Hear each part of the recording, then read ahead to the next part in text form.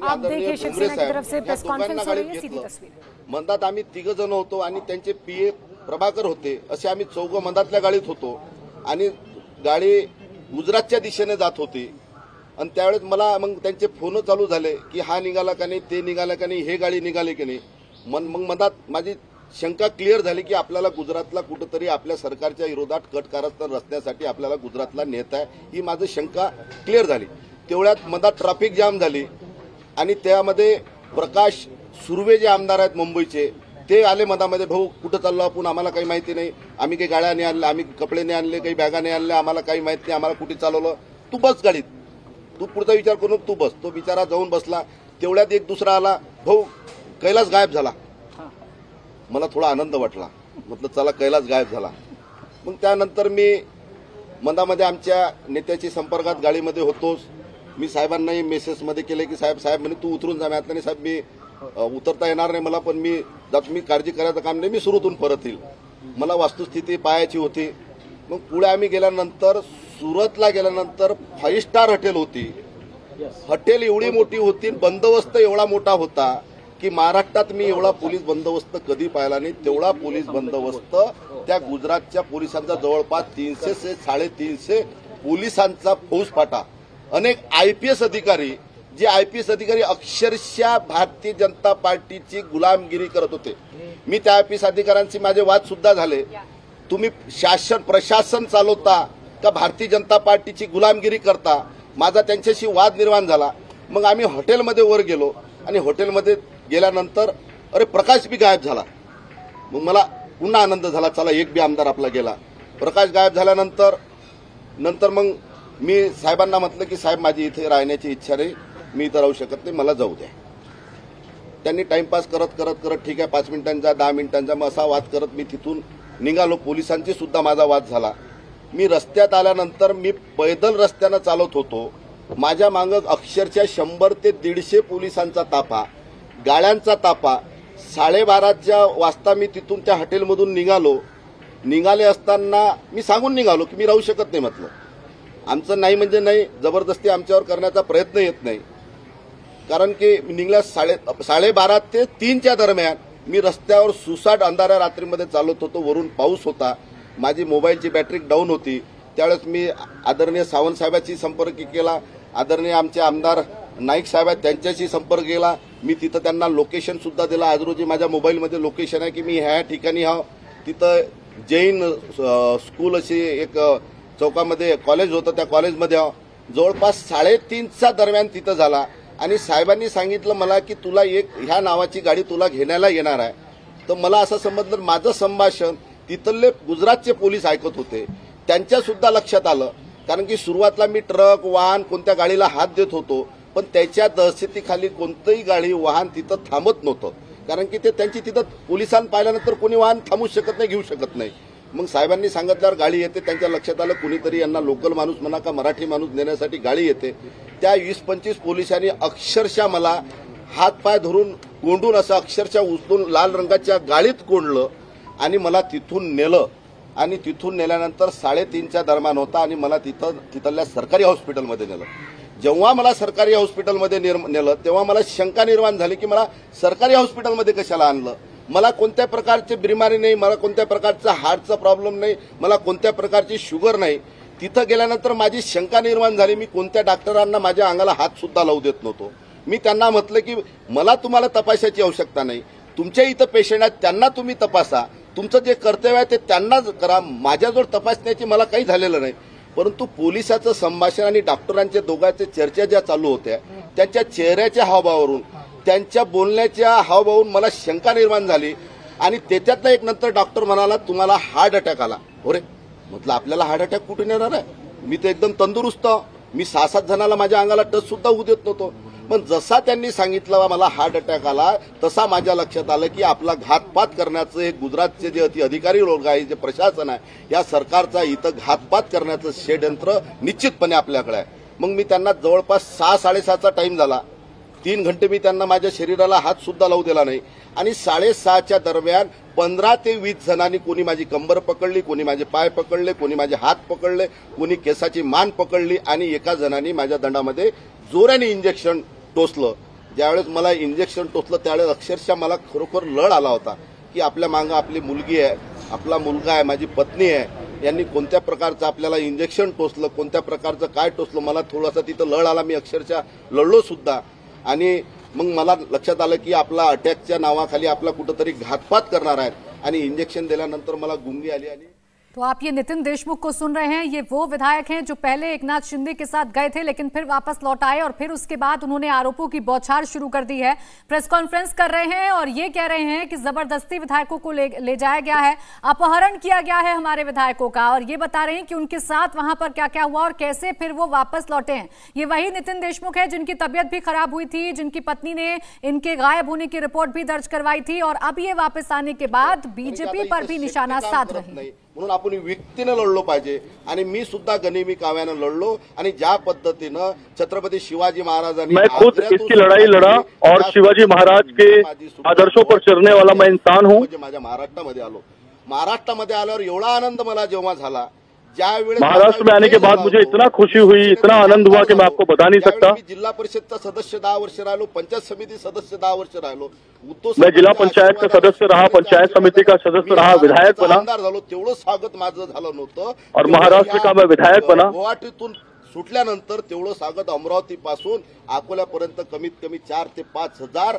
मतदारांनी, शिवसैनिकांनी, जनतेने माझं स्वागत केलं. अकोला से लेके अमरावती तक पार्टी को मजबूत बनाने में मैंने अपना योगदान दिया. त्या दिवशी ते सिद्ध झालं आणि स्वागत सुद्धा झालं. आज रोजी हे सरकार ज्या पद्धतीनं तिथं जे आमदार होते त्या आमदाराच्या सुद्धा भावना आहेत. मी आज रोजी तुमच्या प्रसार माध्यमातून त्या आमदारांना विनंती करतो, आज मैं आपके की मी जरी आज मीडिया के जरिए मी आमदार मैं ये कहना चाह रहा हूँ कि अगर मैं विधायक हुआ तो शिवसेना की बदौलत हुआ, बाळासाहेबांच्या शिवसेना के आशीर्वाद से हुआ, बालासाहेब ठाकरे के आशीर्वाद से हुआ, उद्धव ठाकरे के आशीर्वाद से हुआ. मला निवडून दिलं. माझ्या शिवसेनेच्या मेरे शिवसैनिकों ने मुझे चुनकर दिया है, मेरे शिवसैनिकों ने मुझे यहाँ तक पहुँचाया है. कोणत्या आमिषाला बळी न पडता ज्या सामान्य कार्यकर्त्यांनी तुमच्यासाठी जीवाचं रान केलं, रातचा दिवस केला, त्यांचा लालच में न पड़कर सामान्य कार्यकर्ताओं के बारे में सोचने वाला इंसान हूँ. मतं काढले, दिवसाचा रान केला, त्याचा विचार करा आणि मावळ्यांनो परत एकनाथ शिंदे जी, आपके लिए जिस शिवसैनिकों ने दिन रात मेहनत की, आपके लिए वोट जुटाए, उनका आप विचार करिए. कारस्थान रचित आहे. आपण याला बळी न पडता आपण बाळासाहेबांचे मावळे, आप किसी भी लालच को, किसी भी होते, आपण मंत्री, धमकी को बाळासाहेबांनी आपल्याला खूप काही मत डरिए. आपको जिस बालासाहेब ठाकरे ने यहाँ तक पहुँचाया, जिस आनंद दिघे ने यहाँ तक पहुँचाया, उनके शिवसेना के बारे में सोचिए. पसरवल्या जातात. मी प्रसार माध्यमामध्ये बरेच पाहिलं की हिंदुत्ववादी आहे, राष्ट्रवादीचे आहे. तुम्हाला ह्या आमदारांना माझी विनंती आहे की तुम्हाला जर हे सरकार पाहिजेत नव्हतं, मेरी सारे विधायकों को विनंती है जो एकनाथ शिंदे जी के साथ है. आमचे परभणीचे खासदारांनी त्यांच्या भावना व्यक्त करून राजीनामा दिला होता. तुम्ही राजीनामा द्यायला पाहिजेत होते आणि आप लोगों को भी साहेब वेगळं सामने आना चाहिए. ही कोणती पद्धत आहे की पळून जायचं, असं झालं, तसं झालं, ढमकं झालं, तमकं झालं. तुम्हारा ये जो तरीका है कि ऐसा हुआ वैसा हुआ, शिवसेना पे जो आप आरोप लगा रहे हैं, ये ठीक बात नहीं है. आपण कोणत्या प्रकारचं बळी न पडता आपण परत यावं. ज्या बाळासाहेबांच्या आप लोग वापस आइए शिवसेना में. जिस बालासाहेब ठाकरे ने शिवसेना को मजबूत बनाने के लिए अपना जीवन त्याग दिया, उस शिवसेना में आप लोग वापस आइए. हे शिवसेना आहे तर ह्या मुंबईतली आणि मराठी माणसाची शिवसेना आहे. माझी ये शिवसेना मुंबई और मराठी माणूस की है. देऊ नका. ग्रामीण भागात प्रसार माध्यमाच्या बाबतीत अशा चर्चा आहेत की प्रसार माध्यम फक्त भारतीय जनता पार्टीच्याच बातम्या दाखवतात. प्रसार माध्यमाला भारतीय जनता पार्टीने, प्रसार माध्यम है, मीडिया है, वो सिर्फ बीजेपी की बातें बता रही है. प्रतिमा प्रसार माध्यमाची ग्रामीण भागातल्या शेतकऱ्यासंघ, ग्रामीण भागातल्या प्रसार माध्यम और मीडिया की जो प्रतिमा है वो ग्रामीण भाग में बहुत ज्यादा आणि चौथ्या अर्धा खराब हो रही है. जनतेसमोर मांडली पाहिजे, एवढीच मी तुम्हाला नम्र विनंती. जनता के सामने आप लोगों को अपनी बात रखनी चाहिए. मैं यही विधायकों को विनंती करूंगा.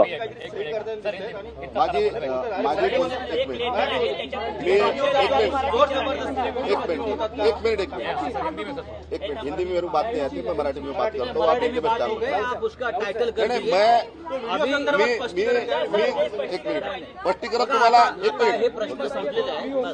बघा, त्यांना जे सांगायचं आहे त्यांनी सांगितलंय. कैलास पाटलांनी जे सांगितलेलं आहे ते त्यांनी सांगितलेलं आहे. आता शेवट कैलाश पाटिल ने जो बोला है वो उन्होंने अपनी बात रखी है, नितिन देशमुख ने अपनी बात रखी है. आता या क्षणी महाराष्ट्राच्या बाहेर आहे आणि त्यांनी हिंदुत्वाचा वगैरे काही मुद्दा उपस्थित केलेला सामने देखता हूं। या सर्व आमदारांची इच्छा जर असेल, हे मी जबाबदारीनं बोलतो, या सगळ्या आमदारांची इच्छा आणि भूमिका असेल की महाविकास आघाडीतून शिवसेनेने बाहेर पडलं पाहिजे। अगर ये सभी विधायक चाहते हैं कि महाविकास आघाड़ी से शिवसेना को बाहर निकलना चाहिए, महाराष्ट्रात यावं, मुंबईत यावं आणि तो आप महाराष्ट्र और मुंबई में आइए मागणी अधिकृतपणे शिवसेना पक्ष और अपनी मांग अधिकृत तरीके से शिवसेना के सामने रखिए। नक्की विचार होईल, पण आधी मुंबईत यायची हिंमत नाही। आपके मांगों का 100% विचार किया जाएगा, ये मैं आपको आश्वासन देता हूँ। तिथे बसून पत्रव्यवहार करू नका, इथे मोबाईलवर, व्हॉट्सअपवर किंवा अन्य ट्विटरवर। आपण पक्के शिवसैनिक आहात, आपण शिवसैनिक असं सांगताय, आम्ही शिवसेना सोडणार नाही असं सांगताय, पण आमची भूमिका फक्त सध्याच्या सरकारविषयी आहे। त्या सरकारमधून महाविकास आघाडीतून शिवसेना बाहेर पडायला तयार आहे। महाविकास आघाड़ी से शिवसेना बाहर निकलने के लिए तैयार है, लेकिन आप मुंबई में आकर बात करें। नक्की तुमच्या भूमिकेचा विचार होईल। मुंबई में आकर अपनी बात रखें, मुंबई में उद्धव जी से मिले, मुंबई में अपनी बात शिवसेना के सामने रखें। जबाबदारीनं मैं बहुत जवाबदारी से ये बात कह रहा हूँ। हवेतले हे मी भूमिका मांडत नाहीये। 24 तासात हमेशा इस चीज को नजरअंदाज करते हैं, लेकिन आप इस बात मेरी सुनिए और मेरी जवाबदारी को समझिए। नक्की विचार केला।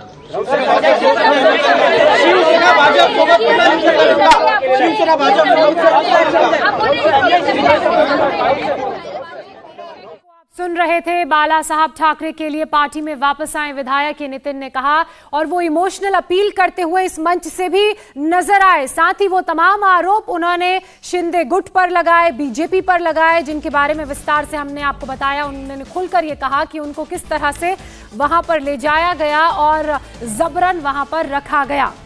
और महाराष्ट्र के सियासी घमासान के बीच बड़ी खबर, उद्धव ठाकरे ने आपात बैठक बुलाई है। मुंबई के सभी पदाधिकारियों को मीटिंग में बुलाया गया है। थोड़ी देर में शिवसेना की इमरजेंसी बैठक शुरू हो जाएगी। तो सियासी घमासान महाराष्ट्र में देखने को मिल रहा है। एक तरफ शिवसेना से जो संख्या है वो घटती जा रही है, विधायक एक के बाद एक एकनाथ शिंदे के गुट में शामिल हो रहे हैं, तो दूसरी तरफ ये पोस्चर करने की कोशिश की जा रही है कि वो जो विधायक मौजूद है एकनाथ शिंदे के साथ, वो विधायक जबरन वहां पर ले जाए गए हैं, उनको अगवा किया गया है और ब्लैकमेल किया जा रहा है विधायकों को। ये बात लगातार शिवसेना की तरफ से कही जा रही है। संजय राउत भी ये बात कहते हुए नजर आ रहे थे कि ईडी का डर दिखाया जा रहा है विधायकों को और इसी वजह से उन्हें यहां से दूर रखा गया है। ये अपील लगातार शिवसेना की तरफ से की जा रही है, महाराष्ट्र में बैठे नेताओं की तरफ से की जा रही है कि जो बागी विधायक हैं वो लौटकर वापस मुंबई आए और जो बात है वो पार्टी फोरम पर रखें, उनकी बात को सुना जाएगा। इसी बीच एक आपात बैठक भी बुलाई गई है। राजेश लगातार हमारे साथ बने हुए हैं। राजेश, प्रेस कॉन्फ्रेंस में बड़ी बातें नितिन की तरफ से भी कही गई। संजय राउत ने भी 24 घंटे का वक्त दिया है नाराज विधायकों से, बागी विधायकों से वापस आकर बात करने के लिए। वहीं शिवसेना ने भी इमरजेंसी बैठक बुलाई है। कितनी देर में ये बैठक शुरू होने वाली है? कौन कौन वहां पर पहुंच चुका है? राजेश, आवाज पहुंच रही है आप तक? देखिए, शिवसेना ने अपने जी कहिए। शिवसेना ने अपने पदाधिकारियों की